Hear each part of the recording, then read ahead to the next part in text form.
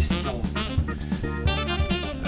qui m'a été posée, je vous la lis telle qu'elle est, et je vais vous répondre en quelques 30 minutes sur cela, pas beaucoup d'avantages ce matin, mais c'est important de pouvoir répondre à ce genre de questions que beaucoup de personnes se posent d'ailleurs. Beaucoup de gens m'écrivent à peu près les mêmes choses concernant leur dénomination, leurs églises, au niveau des dons de l'esprit, enfin plein de choses. Donc je vous lis la question ce matin telle qu'elle est, n'est-ce pas? Je vous la lis telle qu'elle est.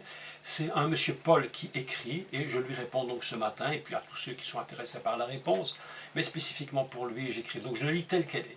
Voilà, je suis en bout de carrière, mais je bute encore avec des choses intégrées. Ouvre les parenthèses, dans le sens d'imposer par la dénomination et non pas apprise. Guillemets, la parenthèse est fermée. Dans ce qui était mon éducation religieuse, j'ai quitté les sentiers battus dans le domaine religieux en me démarquant de mes éducateurs à l'âge de 23 ans, leur disant que j'arrêtais d'adhérer à leurs idées et orientations religieuses. Bien que chaque dénomination a son bon côté et sa raison d'être, je me suis démarqué de la tradition familiale, voulant chercher une cohérence à la parole de Dieu. Qui est Dieu en réalité? Qu'est-ce que l'amour, le pardon, le péché? Je suis arrivé à une certaine compréhension. Mais une chose de taille subsiste, faire ses propres choix dans le sens de sortir des sentiers battus culpabilise. Une petite voix me dit toujours: pourquoi as-tu fait ce choix, pris cette décision, pensé comme cela? Tu n'aurais pas dû, ce n'est pas ce qu'on t'a enseigné. Bref, pour rester simple, être soi-même induit des choix qui culpabilisent. On peut avoir cette réflexion dans le domaine psychologique, mais spirituellement également. Que dit l'enseignement de Dieu en ce qui concerne la culpabilité ou la déculpabilisation, si c'est le cas? Bon, voilà une très très longue question concernant la culpabilité qu'on peut avoir par rapport à des dénominations dans lesquelles nous sommes. Et beaucoup de gens sont dans ce cas-là. Moi-même, j'ai connu ça personnellement, où je me sentais vraiment culpabilisé de quitter une dénomination, une église dans laquelle j'étais, et où, il est vrai, j'ai appris à connaître le Seigneur tout enfant, mais il y a des systèmes religieux qui existent. Et ces systèmes religieux, c'est sur cela que je voudrais aujourd'hui un peu parler et répondre à ce monsieur. Comment peut-on quitter des systèmes religieux sans être pour cela coupable? Donc, vous savez que il y a deux grandes lignes, deux grands blocs religieux sur cette terre. Je parle au niveau christianisme. Je les définis rapidement. Et puis je vais expliquer cela. Il y a le grand bloc de, entre guillemets, chrétien, avec tout ce qu'il peut y avoir dedans de catastrophes, mais qui existe en tant qu'image de l'Église chrétienne, c'est ce qu'on appelle le catholicisme. Et puis il y a ce qui est sorti du catholicisme il y a 5 siècles plus ou moins, et qu'on va appeler le protestantisme, avec toutes les branches qui sont sorties de ce protestantisme, et de dénomination. Je te parlais souvent avec une personne en l'occurrence, qui elle est catholique et qui me dit, et qui dit ceci tout le temps, constamment quand on lui parle. Elle dit: je suis né catholique, je meurs catholique. Ma mère m'a enseigné catholique, donc je ne peux pas aujourd'hui, bien que ma mère soit décédée, de nouveau quitter cette dénomination catholique, cette église, parce que si je le fais, je me sens coupable. Il y a donc un système religieux qui a cadenassé une pensée chez cette personne. Beaucoup de catholiques pensent comme cela, mais ils ne peuvent pas le quitter. Donc, chez les protestants, évidemment, et toutes les dénominations, bien qu'on montre évidemment le catholicisme du doigt en disant « regardez comme ils agissent, c'est absolument incroyable », on ne se rend même pas compte que souvent dans nos systèmes religieux, protestants et toutes dénominations confondues, on a un principe peut-être pas si grave, mais quand même qui existe. Et qui fait que si on quitte un système religieux qui nous a été imposé dès le départ, eh bien on se sent, beaucoup de chrétiens se sentent culpabilisés. Et ils ont l'impression d'être, je passe le mot un peu violent, mais un peu comme des traîtres à ce qu'on leur a enseigné, puisqu'ils ne veulent plus suivre ce qu'on leur a dit, parce qu'ils disent, mais il y a quelque chose d'autre que je veux apprendre, mais ils n'osent pas réellement quitter leur dénomination, parce qu'évidemment, ils se sentent comme étant des renégats, en se disant, mais on m'a dit ça, et puis maintenant je ne veux plus les écouter, je vais faire autre chose. Et il y a là une culpabilité qui se crée. Je vais vous donner quelques exemples. Et vous allez vous reconnaître que c'est vrai. Ce que je dis ce matin, très brièvement, je ne lève pas aucun jugement contre aucune dénomination particulière, je n'ai rien contre les gens. Je pense que, comme le disait ce monsieur dans sa question, chaque dénomination a son bon côté, évidemment. Chaque dénomination peut apporter quelque chose, évidemment que c'est vrai. Mais il y a le revers de la médaille. Il y a lorsque on va cadenasser les systèmes religieux et que les gens qui sont à l'intérieur de ces systèmes religieux ne peuvent pas sortir de là. Sinon, je veux dire qu'ils sont considérés comme des traîtres à la limite, en leur disant « mais comment vous osez quitter ce qu'on vous a toujours enseigné ?» Je prends des exemples, je vais les citer en ordre. Je ne fais pas de particularité spécialement, je vais citer en ordre et je vais vous donner quelques exemples tout à fait précis. Nous avons par exemple de la branche protestante d'où est sorti le pentecôtisme, le baptisme, les salutistes, les adventistes, les darbis, et tout le reste, les frères larges, les frères étroits, enfin il y a de tout ce qui existe. Dans ces systèmes religieux, on va construire des dogmes. Qu'est-ce que c'est un dogme? Ce sont des affirmations qu'on va faire et qui deviennent totalement incontestables. Voilà, je prends un exemple. Quelqu'un est dans une dénomination entre guillemets, par exemple, je ne sais pas, pentecôtiste. Quelle est la grande doctrine? Quels sont les 3 grands points de doctrine? Je pourrais choisir d'autres dénominations, choisissez-la parce que vraiment, c'est typique. Bon, Jésus sauve, Jésus baptise, Jésus guérit. Ok, ça c'est les 3 grands points de cette dénomination. En soi, c'est pas faux. D'accord? Si prenons un exemple, s'il est écrit, ils disent Jésus baptise, donc le principe fondamental du baptême de l'Esprit, c'est parler en langue. Celui qui ne parle pas en langue n'a pas le signe initial du baptême de l'Esprit, donc automatiquement cette personne n'est pas baptisée du Saint-Esprit. Donc voilà un système religieux qui était installé dans cette dénomination. On peut croire cela en disant oui c'est comme ça, c'est pas autrement. Autrefois moi-même jusqu'à un certain niveau je l'ai pensé, aujourd'hui je vous avoue franchement que je ne pense pas tout à fait ça. Je crois qu'on peut être baptisé du Saint-Esprit avec d'autres signes uniquement que le parler en langue. C'est comme mon opinion. Néanmoins, ce n'est pas important ce que je pense ou ce qu'il pense. Ce qui est problématique, c'est lorsqu'on cadenasse, lorsqu'on va enfermer les gens dans des doctrines sur lesquelles on ne peut plus discuter. Et là où le problème pour moi est très grave, c'est lorsqu'une dénomination, à cause de ces doctrines très cadenassées, ne permet plus aux gens d'avoir la moindre réflexion personnelle. Si on ne peut plus avoir de réflexion personnelle, mais vous vous imaginez où l'on va. C'est pourquoi j'ai pris l'habitude de dire, lorsque j'enseigne, de donner des cours, que ce soit en ligne ou ailleurs, vous êtes libre de penser cela, comme moi, ou de ne pas le penser. Je pense que la grande chose importante à dire, c'est que toute dénomination ne peut pas se permettre d'enfermer les gens. Si on enferme les gens dans ces systèmes de doctrine et de dogmes, je vous dis que le jour où les gens se posent des questions, évidemment qu'ils vont se sentir culpabilisés, évidemment qu'ils vont se dire mais on m'a toujours dit ça, et comme le dit ce monsieur dans cette question, on m'a toujours enseigné ces choses, c'est quelque chose qui était intégré, et à chaque fois que je voudrais sortir et penser autrement, quelque chose me dit en moi, mais pourquoi tu oses faire ça? Comment tu oses aller contre cette dénomination, cet enseignement que l'on t'a donné? J'ai connu moi-même cela personnellement, où je ne pouvais plus arriver à penser autrement que ma dénomination, jusqu'à devenir excessivement, je dirais à certains moments, même très très violent et très dur. Pourquoi? Parce qu'on a cadenassé le système, dans notre dénomination c'était comme ça et pas autrement, et si je pense autrement, on m'a dit tu prends tes affaires et tu pars.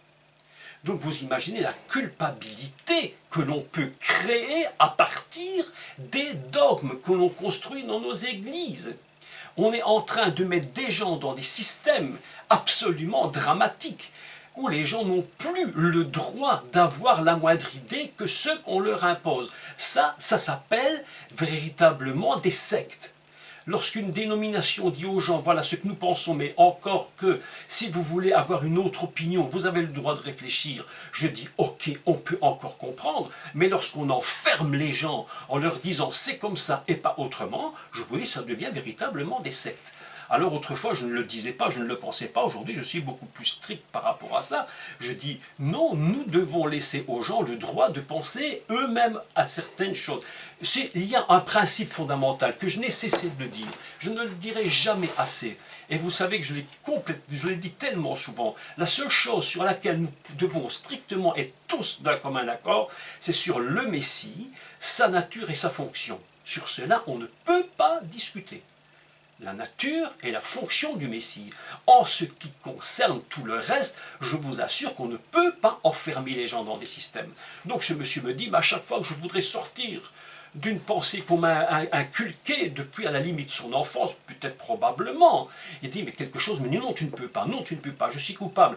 Et ainsi, nous avons ce qu'on appelle donc la conscience, qui va jouer un rôle déterminant par rapport à ce que nous allons faire. Vous savez, il y a un enseignement qui avait été dit il y a quelques années, mais qui est quand même délicat. De nouveau, chacun pense ce qu'il veut sur cela, mais quand même c'est important d'en parler. Le principe de la conscience, où on nous dit Dieu ne parle qu'à travers notre conscience. Je vous dis oui et non. Je dis oui et non parce que la conscience, elle est influencée évidemment par des systèmes. Elle est influencée par 3 systèmes de base. Je les cite. Vous allez voir comment c'est très important de comprendre cela. La conscience est influencée premièrement par la culture dans laquelle nous sommes nés, élevés, l'éducation, c'est-à-dire l'éducation de l'école ou de nos familles, et troisièmement la religion. Le principe religieux, tous ces 3 systèmes mis ensemble font que notre conscience va être structurée. Et si nous sortons des systèmes de culture, d'éducation ou de religion habituels, notre conscience commence à travailler.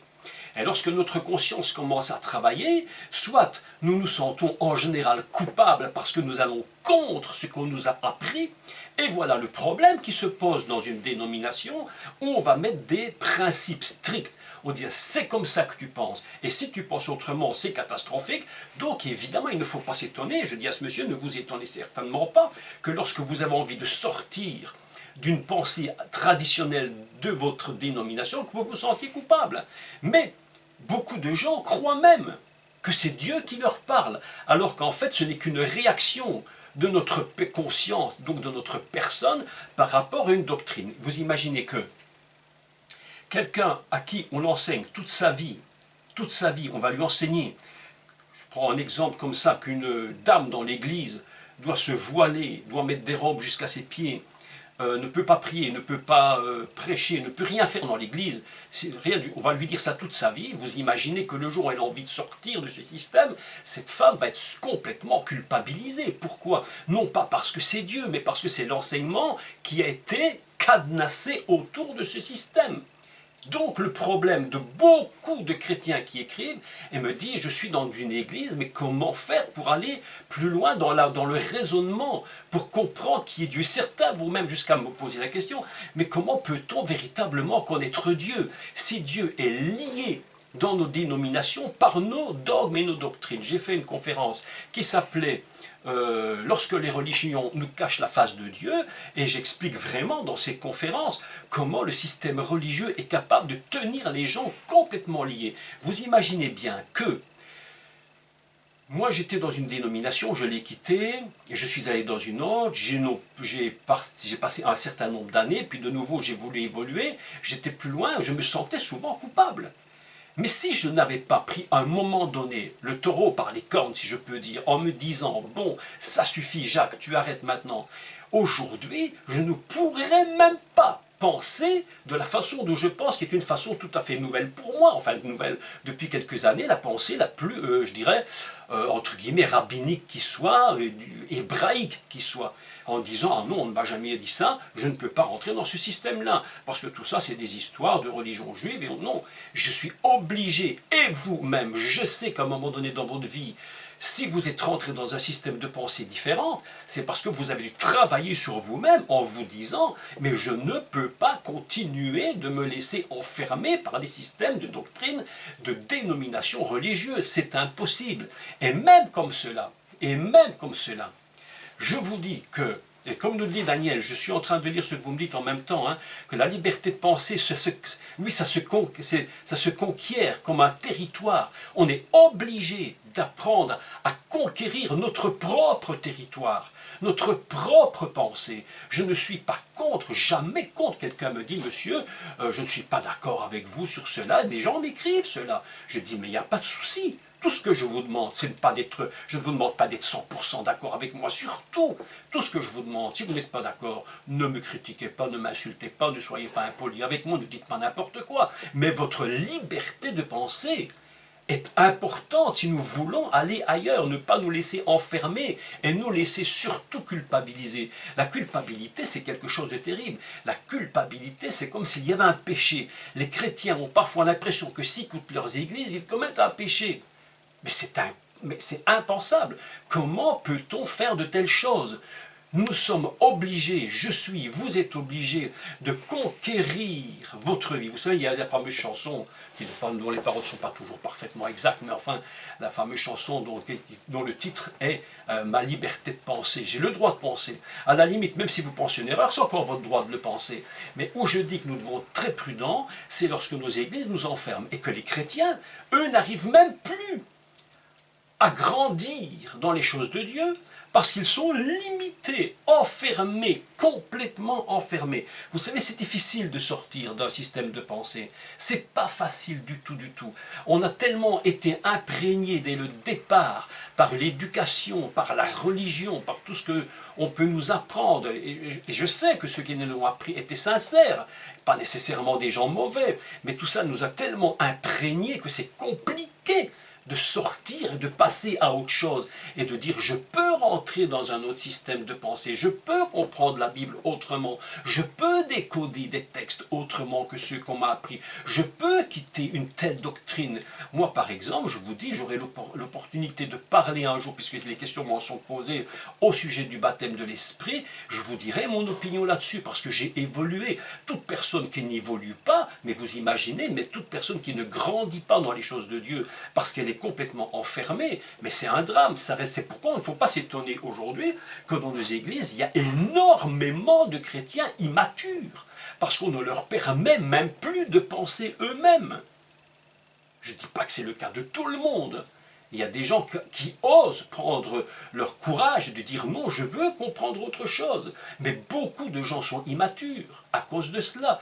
Vous savez, changer d'opinion, passer d'une opinion dans une autre opinion, avoir une autre réaction, une autre réflexion, c'est très très compliqué. Je prends l'exemple simplement.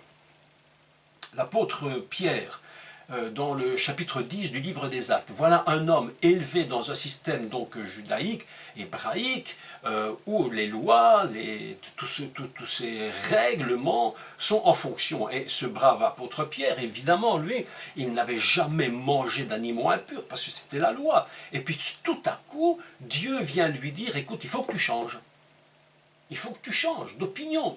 Ne déclare pas impur ce que moi je déclare pur. Mais Pierre lui répond, mais vous imaginez, Pierre lui répond, mais attends, mais moi je n'ai jamais, je n'ai mangé d'animaux impurs, et maintenant tu viens me dire que je dois le faire. Il dit, mais je ne comprends pas, je ne comprends pas. Pourquoi? Parce qu'il y a un système qui a été établi, et puis tout à coup ce système vient et doit être cassé. Il doit être cassé. Donc là, 2 fois, la vision revient, et Pierre résiste, elle dit non, c'est impossible.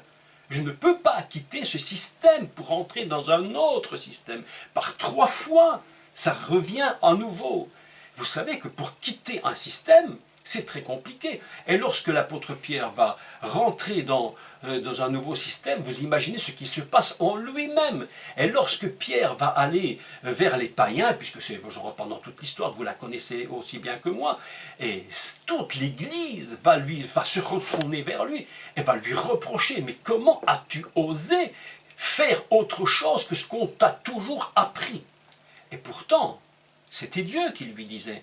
Mais combien il est difficile pour les croyants de pouvoir quitter un système religieux pour grandir dans une nouvelle pensée. Voilà le problème de ce monsieur qui nous écrit et qui me dit « Je suis culpabilisé ».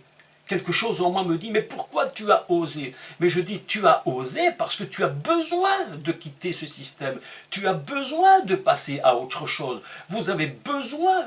C'est une nécessité absolue pour vous et pour moi d'oser se dire « Voilà, je ne veux pas cadenasser la pensée de Dieu dans des systèmes de dogmes et de doctrines religieuses sévères, mais sinon vous n'allez jamais grandir. Vous imaginez, vous n'allez jamais grandir. Je crois qu'une des forces, évidemment qu'il y a des risques, évidemment, il y a des risques lorsque nous allons dans une nouvelle pensée, c'est de savoir bien déterminer ce que nous pensons, bien déterminer ce qui sera dit. Il y a toujours un risque, mais c'est aussi dangereux de rester enfermé. C'est toujours aussi dangereux de rester enfermé dans des systèmes que d'en sortir. Il faut oser sortir d'un système d'enseignement purement traditionnel et religieux et se remettre en question. Moi, je me suis remis en question sur certaines choses obligatoires. Si je ne le faisais pas, je ne pourrais pas aujourd'hui enseigner ce que j'enseigne. Si aujourd'hui je suis capable de rentrer, incapable, je dis cela avec toutes les limites de la capacité, je ne dis pas que je suis le génie des génies, le grand des grands, pas du tout, mais absolument pas. Néanmoins, je suis capable quand même de dire je peux passer dans un autre raisonnement pour comprendre d'autres choses qu'on ne m'avait jamais dites. Et aujourd'hui, je vous dis, je suis arrivé à un point de ma vie où je ne me sens pas coupable du tout lorsque je pense quelque chose d'autre. Qu'importe, si on me l'a dit, si on nous l'a enseigné, je suis plus d'accord, ou en partie d'accord, mais de toute façon, il faut évoluer. Je dis, nous devons arrêter de nous culpabiliser si nous avons besoin d'aller dans d'autres niveaux de la révélation ou de la pensée, au niveau de ce que Dieu veut nous dire, et nous devons cesser à tout prix d'être coupables. Nous devons quitter nos systèmes religieux enfermés. Vous savez que dans la pensée hébraïque, vous savez que le mot d'Égypte, Mitzraïm, veut dire enfermement. Nous pouvons être enfants de Dieu enfermés.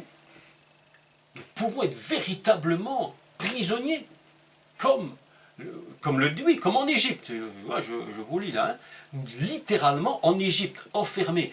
Et il faudra vraiment une œuvre puissante pour casser ce système religieux. Parce qu'en finalité, l'Égypte, écoutez-moi, l'Égypte, c'est un système religieux. Pour sortir de là, c'est pas simple.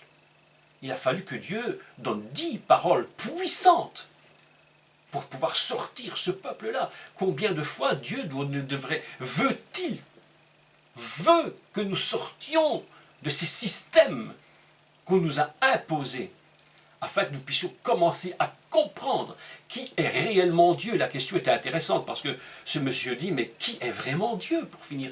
Est-ce que Dieu c'est cette image de la religion, image de cette doctrine? Non, Dieu c'est pas ça. Dieu c'est autre chose. Donc je dis à toute personne, très simplement, à toute personne qui écoute ce matin ce que je dis, cessez de vous culpabiliser, apprenez à vous libérer de cette prison religieuse dénominationnelle, apprenez à conquérir votre espace de réflexion personnelle. Il n'y a aucun problème pour cela. Vous devez apprendre à ne pas vous laisser culpabiliser. Si on ne veut pas de vous, si on ne peut pas vous accepter lorsque vous allez plus loin, lorsque vous réfléchissez autrement, eh bien mes amis, il vaut mieux quitter et trouver sa liberté. Comme je vous l'ai dit, je répète, évidemment qu'il y a toujours une part de risque, mais c'est à vous, à nous, de bien calculer, de bien réfléchir ce que nous sommes en train de penser maintenant, de la façon dont nous évoluons dans la connaissance de Dieu. Dieu est libre, si vous voulez. Dieu a tellement de choses à nous dire. Dieu voudrait nous parler de tellement de façons. Mais je pense qu'aujourd'hui, l'Église a été restreinte. L'Église chrétienne est restreinte à peau de chagrin, tellement on lui a mis des systèmes de cadenas autour. Alors vous avez les pentecôtistes disent ceci, les baptistes disent cela, les frères étroits, les frères larges, parce qu'il y a tout existe, et les darbistes, et les adventistes, et tout ce que vous pouvez imaginer. Et les gens sont là-dedans, et une dame m'écrivait dernièrement quelque chose d'incroyable. Une dame, je ne vais pas la citer, je vais simplement dire ce qu'elle me dit plus ou moins, je ne dis pas qui c'est, mais elle me dit voilà, elle se reconnaîtra évidemment, elle me dit voilà, j'ai vu ceci sur votre site, et ça m'a dérangé, ok. Donc moi, je lui ai répondu, mais qu'est-ce qui vous dérange? Elle me répond, écoutez, en fait, voilà ce qui se passe. Je suis une ancienne, je crois, adventiste, je crois que c'est ça qu'elle était, et voilà, j'ai quitté ça, mais il me reste des choses. Donc, on va juger un enseignement ou quelque chose de particulier qu'elle a vu ou entendu, simplement parce qu'il lui restait quelques points graves de cet enseignement qu'elle avait reçu chez les adventistes et dont elle ne pouvait pas se débarrasser. Donc ils vont faire un jugement sur un enseignement qu'ils ont reçu et qui les a complètement enfermés. Mes amis, écoutez, je dis c'est très problématique dans l'Église, très très très problématique.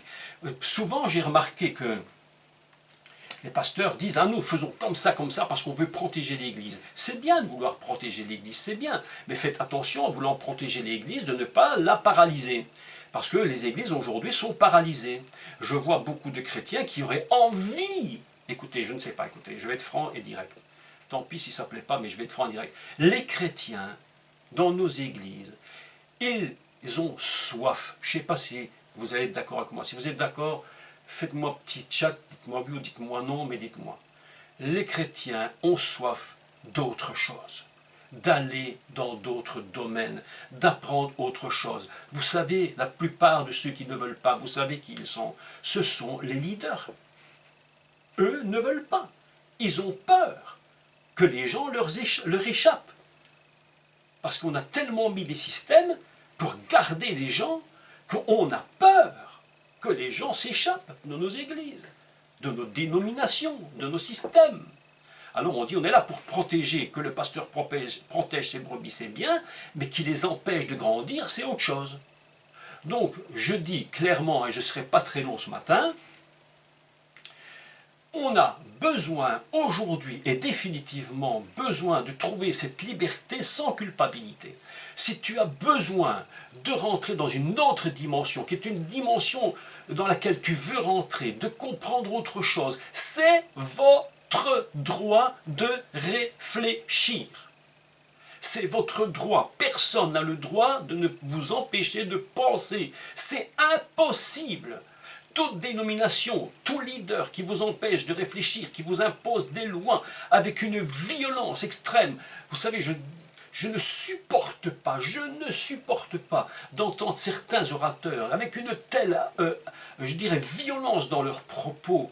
Parfois, c'est comme ça, c'est pas autrement. Je dis non, c'est pas comme ça, c'est pas autrement. Non, chacun a le droit de réfléchir. Les personnes qui vous empêchent de penser, les personnes qui vous empêchent de réfléchir sur la parole de Dieu, autrement que eux veulent que vous pensiez, mes amis, je dis ouvertement, il vaut mieux prendre ses affaires et partir. Lorsque moi, on me disait, c'est comme ça, pas autrement, je prends mes affaires et je m'en vais. J'ai besoin de penser autrement. C'est le même pour toute dénomination, quelle qu'elle soit.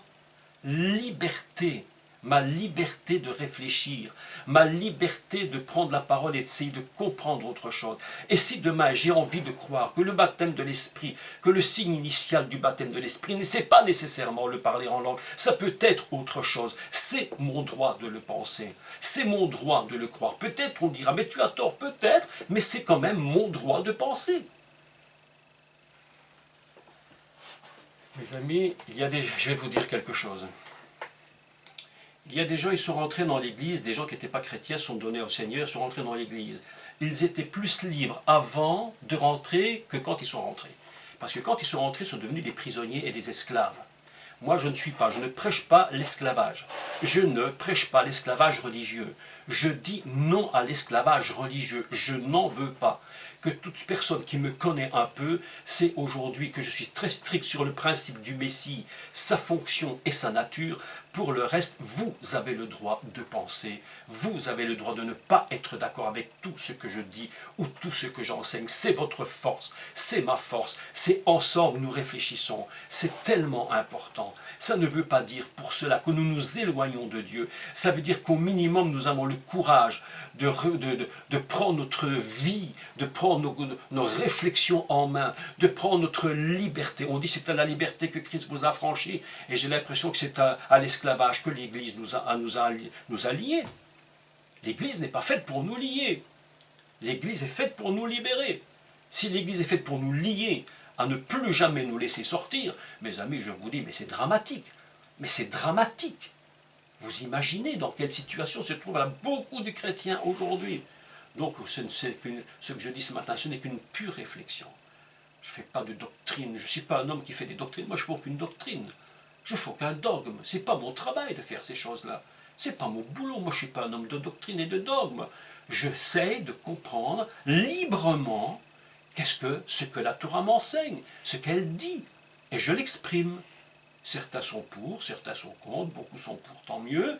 Certains ne comprennent pas tout, je ne peux rien y faire, mais vous êtes libre, je suis libre. Non à la culpabilité, non aux dénominations qui nous lient, non aux leaders qui veulent nous tenir dans leur système religieux, simplement pour nous garder. Mes amis, non, je dis non. Nous sommes appelés à grandir. Et pour grandir, il n'y a qu'une solution, il faut être libre. Si on met quelqu'un dans une boîte et qu'on l'enferme toute sa vie, même si vous le nourrissez, à un moment donné, cette personne ne pourra plus grandir, elle sera complètement enfermée. Brisons les chaînes. Brisons les chaînes de l'Égypte religieuse. Brisons ces chaînes et laissons-nous grandir. Et prenons notre décision, prenons notre position ferme et définitive. Nous allons grandir dans le Seigneur. Si ça plaît ou que ça ne plaise pas, aucune importance. Ça n'a aucune importance. Je veux grandir simplement. Mes amis, je vous dis très sérieusement, et j'aurais dit à ce monsieur qui m'écrit, à ce monsieur Paul, je lui dis, ne soyez pas culpabilisé parce que vous pensez autrement ou parce que vous évoluez dans les choses de Dieu d'une façon dont on ne vous a jamais parlé. Ne soyez jamais culpabilisé, ni vous, ni moi. Apprenons à réfléchir, apprenons à grandir, apprenons à conquérir notre propre espace de réflexion en ce qui concerne les choses de Dieu. Voilà ce que je voulais vous dire ce matin. Certains sont contents et l'entendront, d'autres vont dire que j'exagère, mais c'est une vérité. Je crois que beaucoup le savent. Aujourd'hui, nous avons besoin de trouver la liberté dans l'enseignement et dans la réflexion. Voilà ce que je voulais dire ce matin. Ça n'aura pas été très très long, mais c'est simplement la réponse à la question qui m'est posée. Non à la culpabilité. Que votre conscience soit libre. Que votre conscience soit libre. Vous n'êtes pas tenu par quoi que ce soit de religieux, libre dans votre conscience.